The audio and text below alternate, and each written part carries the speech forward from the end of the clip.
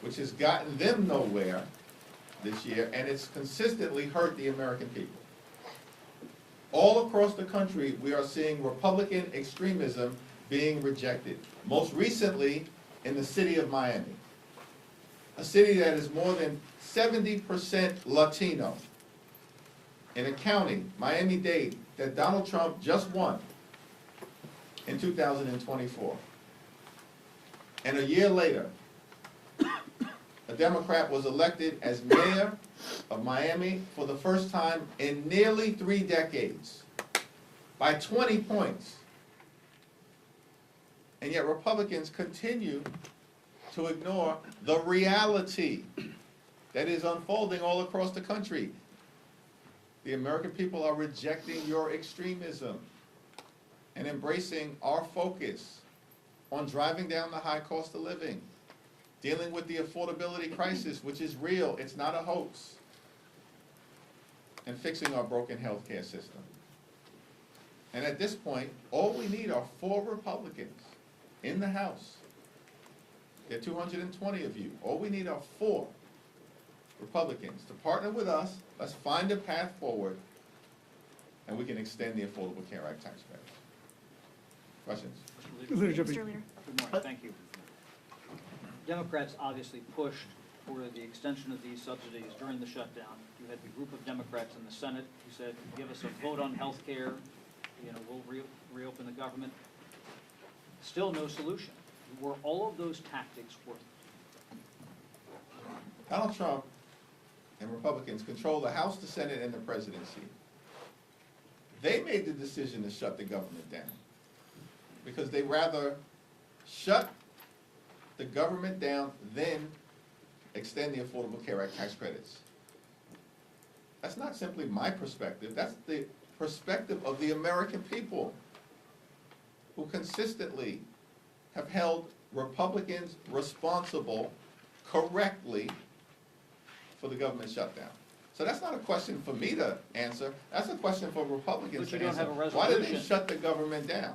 We've raised the issue of the Affordable Care Act tax credits, and by the way, the overwhelming majority of the American people are with us. That's not just Democrats and independents. Overwhelmingly, that's a majority of Republicans who believe that the Affordable Care Act tax credits should be extended. 5 legislative days left before tens of millions of people experience dramatically increased health care premiums. Why have we still not seen a plan from Mike Johnson? He's been promising a health care plan for months. It's missing because their plan is to rip health care away from the American people. Leader Jeffries. There's talk of allowing a floor vote on this Fitzpatrick-Swayze Golden plan. Does that potentially give you guys an opening to get this done this year? Is there any hope here from that? We're all hands on deck to extend the Affordable Care Act tax credits, but Mike Johnson hasn't reached out to us as Democrats to have a conversation about finding a path forward, which suggests to me that Mike Johnson is not serious about protecting the health care of the American people. The Indiana Senate stopped President Donald Trump's redistricting push in the state. Given that development, are Democrats still full speed ahead on redistricting, or should you guys consider a more reserved approach right now? Donald Trump launched this unprecedented effort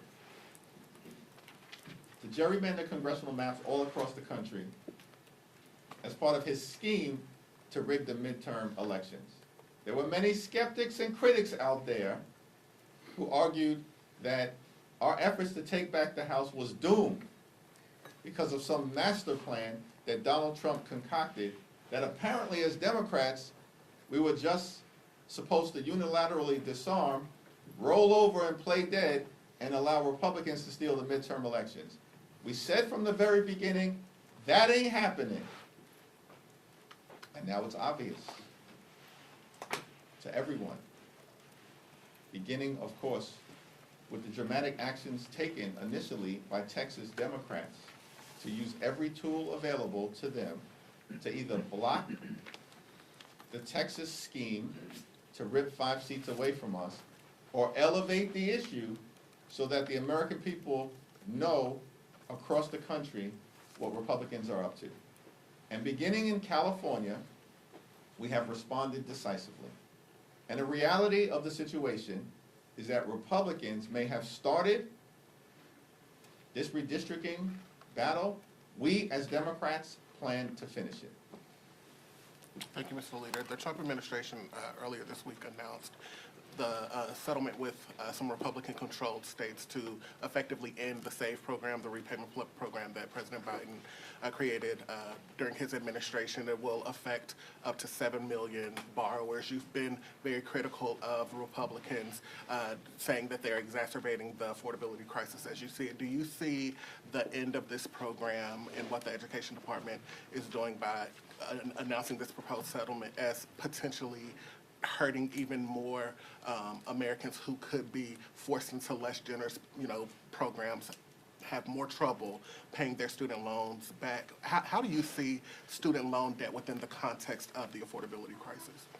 Well, the Trump administration has launched an all-out assault on public education in America.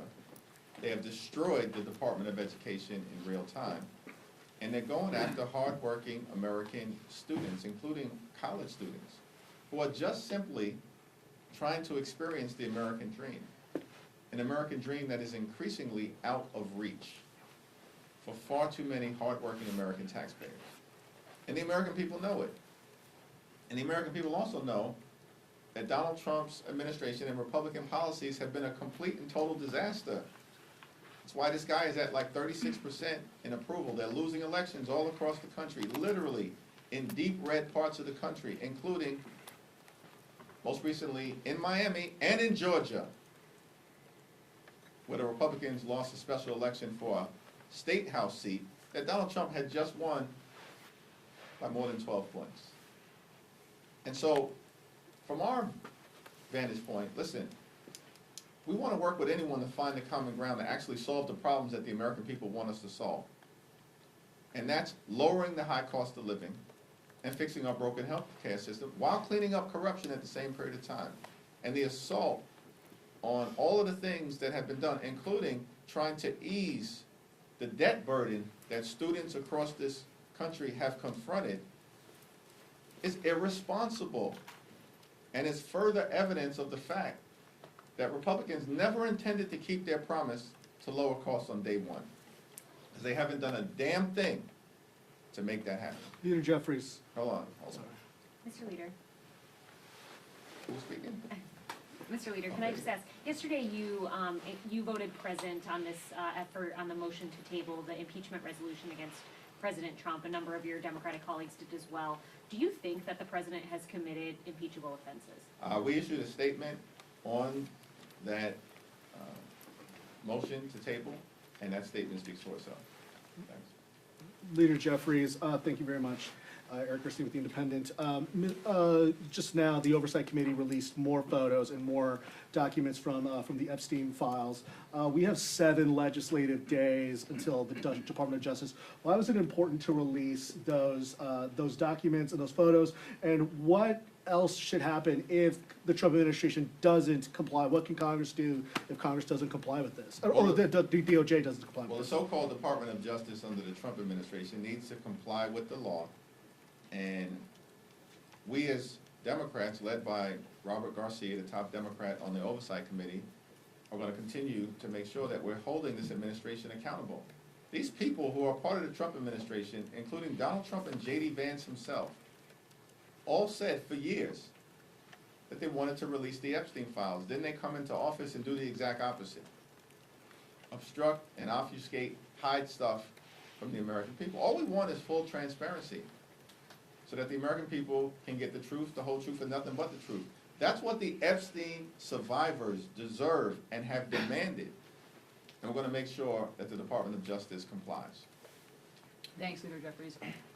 You say that at least 4 Republicans are needed to cross the aisle to get health care done. Well, there are nearly a dozen Republicans who have signed on to the discharge petition for both the Fitzpatrick bill and for the Gottheimer bill. Why not endorse one of them or both of them and encourage your members to sign on as well to get the ball rolling in that respect? We're actively reviewing those 2 discharge petitions, and we'll have more to say about it early next week. But what is clear, time is running out. where were these Republican ideas over the last several months? You know what? They were so busy shutting the government down. Donald Trump's busy playing golf. They could find $40 billion to bail out their right-wing dictator friend in Argentina. They're pardoning people like George Santos and Rudolph Giuliani.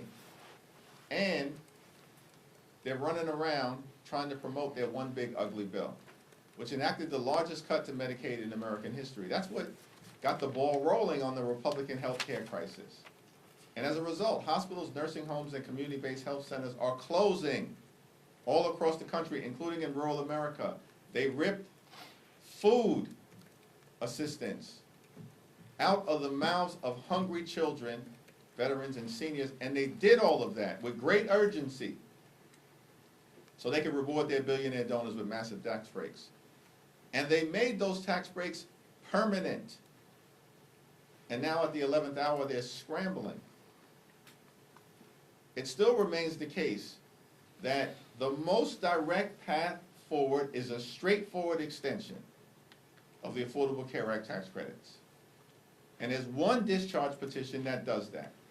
And it has 214 signatures. And all we need are 4 Republicans to join us. Just to follow up on that, though, I understand that your ideal path is a clean extension, but Republicans have made clear that they will not go for a clean extension. So would you be willing to settle for something that's not a clean extension in the name of saving these subsidies? We're going to evaluate every single good faith proposal, but it has to meaningfully provide certainty to the American people who are at risk of having their health care ripped away from them. These Republicans made those massive tax breaks for their billionaire donors permanent. And we've said from the very beginning, we just want to make sure that everyday Americans, middle-class Americans, working-class Americans, have a similar level of certainty. That's not too much to ask for in the wealthiest country in the history of the world. Thank you, Leader Jeffries. Yesterday, President Trump signed the executive order on artificial intelligence seeking to block the states from regulating the AI. Specifically, and I want to ask you about specifics in this EO, it directs DOJ to create a litigation task force and challenge any state that they view doesn't comply with whatever the national standard is. It also gives powers to Secretary of Commerce to impose restrictions on state funding and also aims to regulate truthful output. So my questions to you, I have several. First, what is your position on the EO? Should Americans be concerned that the AI policy is being set through executive order instead and litigation instead of open debate in the Congress? If this approach becomes a standard, what is going to stop any future president from using DOJ to go against and challenge any state law they want? And finally, is this EO about innovation or is it about expanding presidential powers? Well, Donald Trump has tried to conduct himself like a wannabe king from the very beginning. The American people are clearly rejecting that approach. And on artificial intelligence, this is a complicated thing, a transformative innovation that has the possibility of bringing great societal benefits, particularly in the areas of medicine and education, as it relates to reaching young people who live in historically under-resourced parts of the country. But at the same period of time, it's our view that this transformative technology in the hands of bad actors presents risks of creating societal harm. And this is why a thoughtful approach is needed. Not a my way or the highway executive order. In our view, related to Donald Trump's most recent action connected to artificial intelligence, is that he doesn't have the authority to do it. And ultimately, it's going to get struck down in court. Thank you, Mr. Leader. Some members of your party are calling for the abolition of ICE following the administration's very aggressive crackdown on illegal immigration. Is that a viewpoint that you believe has a place in your party right now as Democrats strive to take back power after the midterms? Who exactly has made that? Congresswoman Alexandra Ocasio-Cortez has, Congresswoman Delia Ramirez has, also Patty Garcia, who is running to replace Chuy Garcia, Graham Plattner as well. They have said that this should not exist and it should cease. Yeah, I haven't had the conversation with any of those individuals about their perspective. What we do know is that the American people believe that Donald Trump's deportation efforts have been completely and totally out of control, unacceptable, and un-American. That's the reality of what Donald Trump has unleashed on law-abiding immigrant communities all across America. And the American people are rejecting it, which is why Donald Trump is also underwater in terms of public approval on immigration. Now, we believe, as Democrats broadly, that we need a strong and a secure border consistent with our history and experience as a nation anchored in the rule of law. Donald Trump doesn't believe in the rule of law, and neither do his sycophants who serve in Congress, who fail to understand that we're a separate and co-equal branch of government, not a wholly owned subsidiary of the Trump cartel, because that's how they behave. So we believe in the rule of law, and part of that is a strong border. But at the same period of time, we're a nation of immigrants. And so we're going to continue to defend dreamers, defend farm workers, defend farm country, defend law-abiding immigrant families and communities across the country who are part of the ingredient of American exceptionalism. That's our position. And we do have a broken immigration system. Everybody thoughtful who's taken a look at it understands that. But the way to solve it is not a my way or the highway approach, and it certainly is not the Trump deportation machine. He promised that he was going to target violent felons. No one would have any issues with that. He's not deporting violent felons. He's deporting law-abiding immigrants, veterans who served this country, children who are actually American citizens, grandmothers and grandfathers, gardeners, and communities across the country are rejecting it.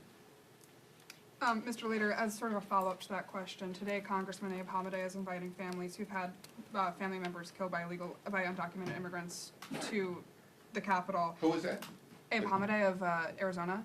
Okay. And I want to ask about 2026 and how you're encouraging border state Democrats to respond to messaging such as this, because it was a big issue in 2024, and it appears that some Republicans are ready to message on it in 26. We'll let border state Democrats speak for themselves.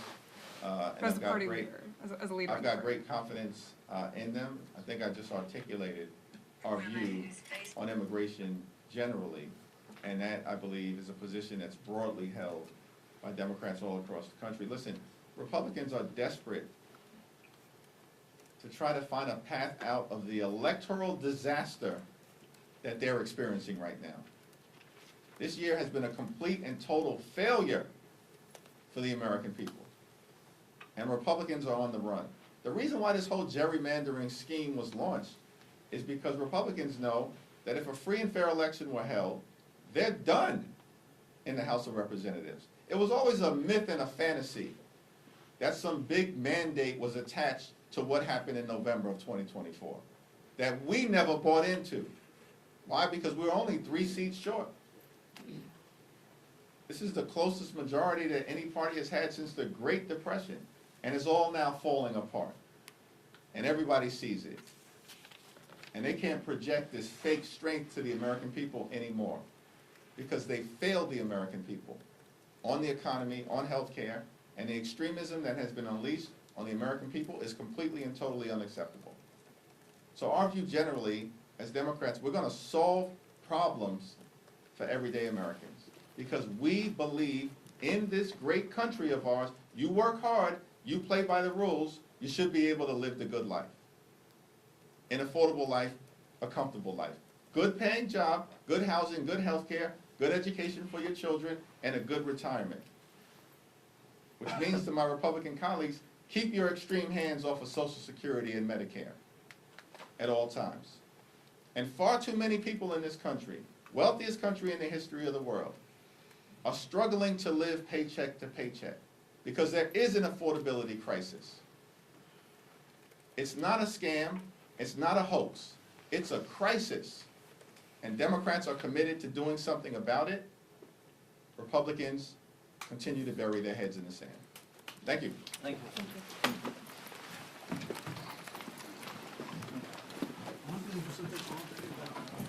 I was gonna ask about,